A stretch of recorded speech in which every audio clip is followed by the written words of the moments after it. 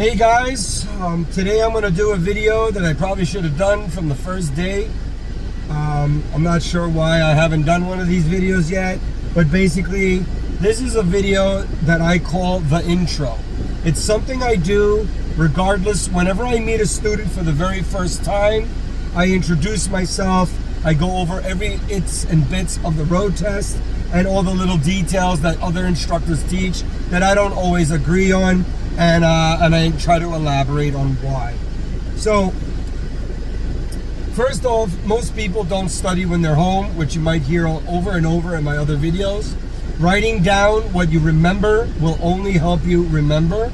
And 90% of all the people why they fail is not necessarily because they lost control, is because they forget the steps to accomplish the algorithm, the thing that they're trying to do. Now, learning the steps is first, and then you learn the measurements. Most of you guys are just trying to figure out the measurements, and you keep on messing up the steps. And this goes on for multiple lessons, and it's really a waste of your money and a use of a lot of my time, which, again, your money's coming to me and the business, so we kind of appreciate the ignorance. But at the end of the day, the longer you take to remember the steps, the harder to make the measurements. Fair enough. Now, many people, they take the road test, they have a lesson. Most people drive there, or they have a lesson prior to their road test. This road test, this practice is a great idea. I don't think it needs to be an hour, but that's up for discussion. When you finally get in front of the inspector, many people, because they already set up, they never set up in front of the inspector. And this is some of the stuff I'm going to go over. So right now my car is running. It's a hot day out there today. I am not going to shut it off. But the day of the road test, when we pull over after your lesson, the inspector will roll up. You're going to give them your paperwork. They may ask you questions about the information on there. And then you're going to switch seats with me. The inspector gets in. Some inspectors tell you, hey guys, get in the car, start it up, and get ready. This does not mean to pull out. Some inspectors say get in the car and get ready. You know, this is throughout the years. Everybody's a little different. So I've come up with a system, a setup, that actually, in my opinion and from my experience, eliminates majority of all the mistakes. And not only that, it's no cheat. It's actually just disciplinary thing. It's just the same way you learn to get dressed every morning, the same way you learn not to lose your keys and put your keys on a hook, or you know what I mean. It's just it's a system. When you get in the car the day of the road test in front of an inspector, you will put your seatbelt on first. Make sure it's clicked in, and you tug on it. The next thing you're going to do, because you don't know if he said it or not, even if you think he did, you're going to ask the inspector, "Can I please start the car, or did you say I can start it?" At this point, majority of them say go for it. You step on the brake, you turn the key, or you press the button, whatever it is that you have to do. Now that you have done that, the car is running, everything that's electric could actually move. Now, although your mirrors are set up already, this inspector actually never really gets to see too many people get ready because no one does it in front of them. So it's kind of I'm going to call it a butt kissing technique, but it's just a good habit. It's a good habit. He's going to look at you and say, oh shit, he took lessons. Now, after you're ready and you did your mirrors, sometimes the inspector will say, hey, you can leave when you're ready, or you can announce to them, I'm ready when you are. The inspector says, okay, let's go. I recommend, and I strongly suggest you follow this routine. You step on the brake, first you want to shift. Putting it into drive, you make sure it's there. Turn the wheel once. There's no reason to rush through this, because if you shift, turn, put your blinker, look, and move, that's literally 5 seconds. Shift, turn, blinker, before you even stare at this. Because if you really think about it, if you stare at that and the car passes and then you get ready, don't you got to look before you leave? I think so. So why look before you're ready? Shift, turn, blinker, mirrors, shoulder, and then you release the vehicle and you go out. Once you start moving, traffic and space permitting, you have to speed up to about 20 miles per hour comfortably, not turbo, and you know, even your braking can't be heavy or jerky. Once the light turns green here, we're going to speed up. there's a speed bump in front of me, and a double parked car. So I'm going to put on my right blinker, make sure no idiots are passing me.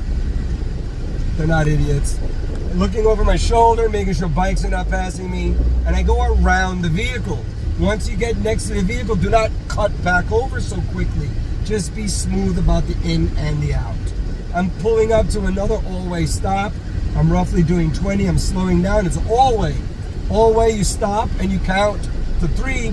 I like to clear the intersection. 1, 2, 3. And even if I see something roll up like this car right now, I was here first, I go. You have to trust that those people are going to stop. Now, I'm going to pull over and park by this gold vehicle up ahead. I put on my blinker. I look over my shoulder. I maintain my momentum. I move over about a foot. 1 foot. Just move over a little bit.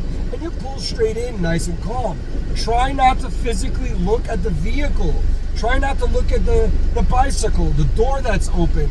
Because you guys don't realize that when you look at something, you take your main focus off of what you're doing, and you end up targeting the thing you're looking at. So here's a quick question. If I'm turning the corner and I don't want to hit the car in the corner, do I look at it? Many people say, yeah, well, I don't want to hit it. So my question for you is, if I want you to hit it, where would you look? So now, maybe we should look down the center aisle as if we were bowling and ignore the corners, ignore the baby carriages, unless it's in front of your car. Ignore everything and just stay straight, because that's probably the best equation yet. And there are variables and gray areas, but generically, you try not to pay attention to the outside perimeter of your peripheral vision, because that stuff is irrelevant until it gets in front of you. So I'm going to go back into this parking method. Mirror to mirror is a great measurement for most vehicles. Some are longer, like minivans, and some work vehicles. So you look over your shoulder and you want to make sure you can see the back of the vehicle. And the vehicle that I'm next to, I cannot see the back. So I'm going to shift into reverse. I normally would turn and look, but I'm not going to turn yet. I'm going to look first and clear the vehicle. Now that I cleared the vehicle, I'm going to turn the wheel once. I'm going to check again, make sure nothing's behind me, and then I'm going to bring the point of the car to the top of the handle with the curb. Once I get to the top of the handle, I straighten my wheel out, I make sure no one's behind me, and then I back up to that point, coming down to the lower part of my door handle, which is their point right there. I turn away again, I check for crazy neighbors, and I finish parking. Now the first turn, you got cars and people. While you're angled like this, backing up, it's people. And when you curve again, it's people. So you don't care too much about the cars on the road, because technically you're getting out of their way, and that's what they want you to do. Once your car levels out and you're straight, you straighten the wheel and you pull forward a bit. Now, if you're far from the curb, learn how to fix your parking. Turn back to the right, back up, space permitting, and bring your space tighter. Turn back to the left and finish. Most students think they got to be perfect the first round. If you do not know how to fix your car, there's no way for you to be perfect. Because when I park and I look perfect, I'm adjusting it the whole time. You guys are learning like 35 years of experience for me in 10 lessons, 10 hours. So you have to imagine we're breaking it down to steps, but there is a rhythm. Now that I'm finished parking and I'm satisfied, and I'm happy that I parked and I didn't hit anything, I'm stoked. And a lot of people mess up royally right here, because the inspector may go, okay, let's get out of here. Now you move forward, there's less room in front of you. And a lot of people right away shift, turn, blinker, look, and they pull out and they get really close to the car. Now I don't care if you think you can make it. With an inspector in the car, you are always going to back up and make more room so you can pass. So I'm going to shift into reverse. I don't need to turn. I don't need the blinker. I need to physically look, and I back up, not killing my neighbors. I'm going to shift, turn, blinker, but here I'm actually going to do a K-turn straight out of parking. Some of them will have you go another block, another turn, depending on what they see. Some of them are happy with what they see and they shorten up the route. Shift, turn, blinker. Now, in these situations, Your job is to try to get 90 degrees perpendicular to the road. Boom, like this. So this way when you back up, you can angle back out. They're called 3-point turns, K-turns, broken U-turns. And even if the inspector makes a mistake and says, do a U-turn here, you are doing nothing of the sort. You will always do a multiple turn U-turn. 3 points, okay? Shift, turn, blinker. If you could get the 90 degree, fantastic. Then you don't need to turn so much on the back end, like 1 turn and a quarter will get you going. If you don't get the 90 degree and you're off an angle, you got to turn all the way on the back end so you could get that angle to turn around again. Shift, turn, blinker. No one's in front of me, someone's coming behind me, but no one also is crossing the street. This guy is about to pass, no one's coming yet. All right, this car just stopped in the middle of the street. So people are morons too, and I have no idea what they're doing, but I don't know. I can't explain what's wrong with this person. My car is nice and straight. Now, many people, when they're doing this, they're very worried about the cars coming down the road. I personally don't care about them because they see me. I need to make sure I don't back up into anyone, and I want to get that nice angle.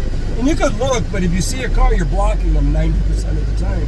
So the best thing you can do is stay in the middle, block the road, get out of the way as quickly and comfortable as possible.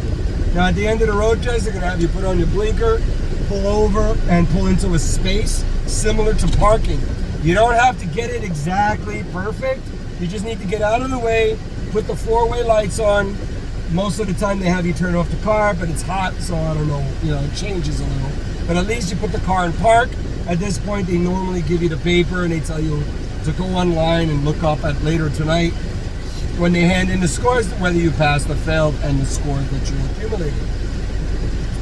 If you do really, really well, there are plenty of inspectors that will hint to you that you did very well, or they'll say excellent, or great habits.